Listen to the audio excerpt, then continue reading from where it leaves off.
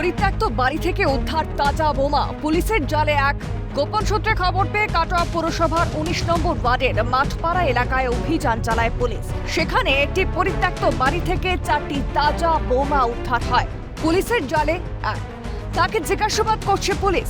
অভিযোগ, সন্ধ্যা নামলে তৃণমূলের গুন্ডা বাহিনী পরিত্যক্ত বাড়িতে নেশার আসর বসাতো।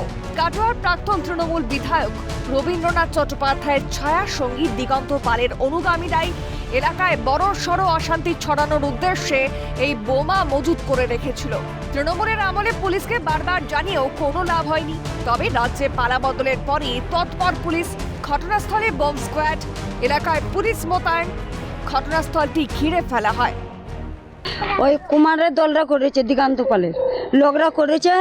এইটা রাতের মধ্যে রেখেছে, একজনা দেখেছে, সে দেখেছে, দেখার পরে তাকে বলতে গিয়েছে, তাকে গালগালাজি করেছে, তাকে রাতের মধ্যে মারতেও গিয়েছিল।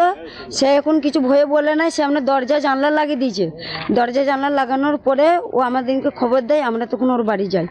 দিয়ে যাওয়ার পরে তখন পুলিশকে ফোন করা হয়। তখন তো ওদের হাতে ছিল না, দিগন্ত পালের হাতে ছিল। যতবার গিয়েছিলাম ততবার জানাইছি থানাতে আমাদের কোনো ট্যাব লাইনি, কোনো ট্যাব লাইনি। কি ট্যাব লিয়েছি আমরা বলতে গেছি, বারে বারে আমাদের বাড়িঘর পুড়িয়ে দিয়েছে।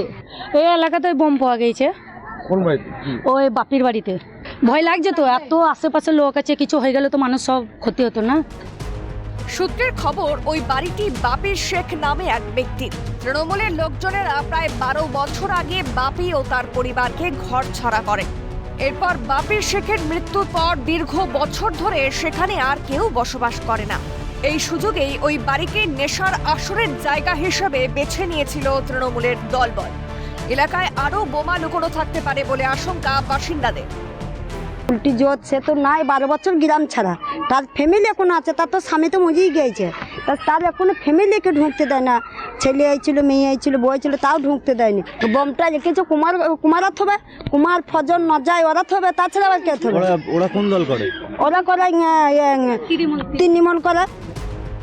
রাজ্যে পালাবদলের পর অপরাধ দমনের রাশ টেনেছেন রাজ্যের মুখ্যমন্ত্রী তথা পুলিশ মন্ত্রী শুভেন্দু অধিকারী।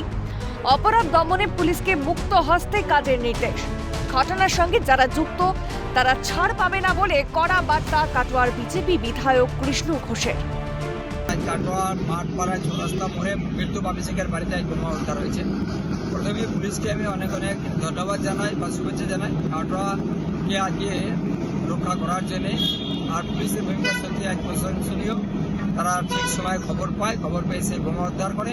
কিন্তু যারাই এই কাজের সঙ্গে যুক্ত আছে তারা কেউ ছাড় পাবে না। যে দুষ্কৃতীরা শান্ত কাটোয়াকে অশান্ত করার প্রয়াস করছেন তারা সাবধান হয়ে যান, তাদের কিন্তু কেউ আর বাঁচাতে পারবে না। সরকার পরিবর্তন, পুলিশ পরিবর্তন, আর কাটোয়া পুরো শান্ত থাকবে। কাটোয়া পাবলিক শান্ত চায়, তাই কাটোয়াকে